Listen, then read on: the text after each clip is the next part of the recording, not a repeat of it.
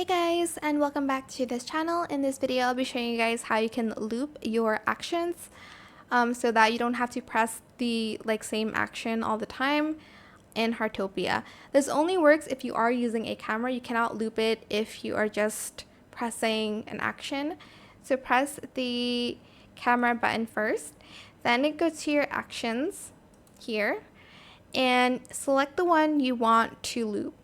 Enable this. Actually, you don't have to select one. Just enable the button. It says loop the action after closing the interface. So I'm just going to select this one here.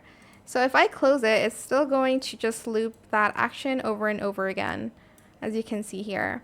So yeah, that is it. You don't have to press on the action again and again.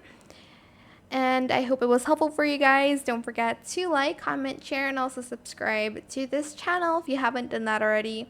If you have any more questions about this video, just leave it in the comment section down below. I will try my best to answer them all for you guys.